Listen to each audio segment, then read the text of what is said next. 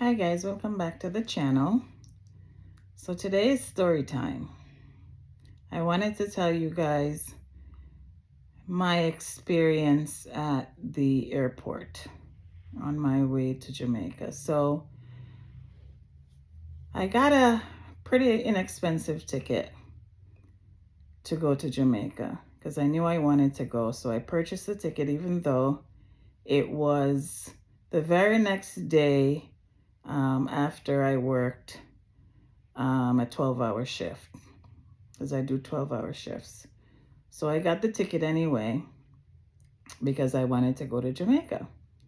So got the ticket, did my 12 hours. When I got home the evening, my husband said to me, go get a nap because you're going to be tired.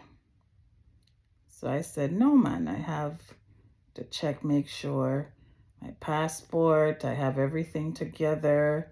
When I'm traveling to Jamaica, I always bring my TRN and all my documents just in case. I have to do any kind of business down there, and I need those documents. So, putting all my documents together, and got something to eat, got a shower, and before you know it, it was time to leave out. So, if anybody's familiar with John F. Kennedy Airport in New York, there is always traffic. Road ever a fix, right? Bridge ever a fix. So you have to leave out in due time so you don't get stuck in traffic and the bridge and all of that.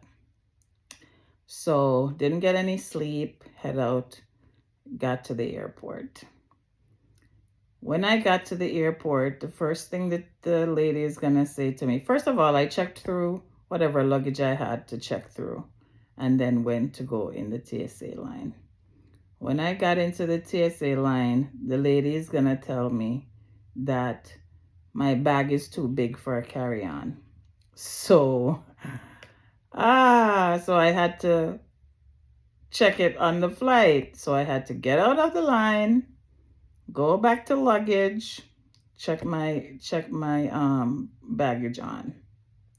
Came back, went in the line, and got through.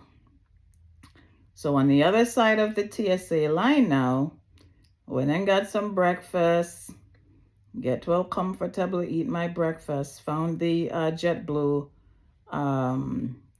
terminal that I needed to fly out of. Found the JetBlue terminal, eat my breakfast, drink my coffee. Quite comfortable. For those of you who know, at the airport, you always have a seat right next to like a wall where you can just lean your head and, be comfortable.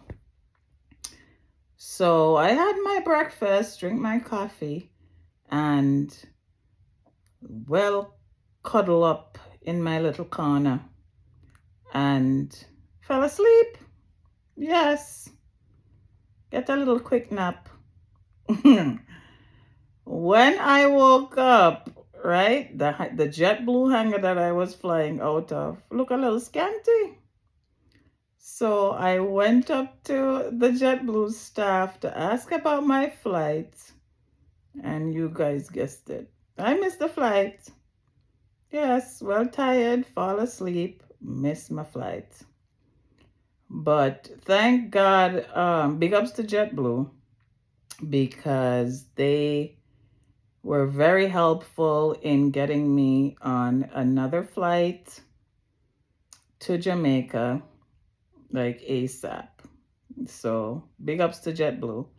And that's one of the reasons why I always fly JetBlue, because they hook you up and their staff is very vibesy.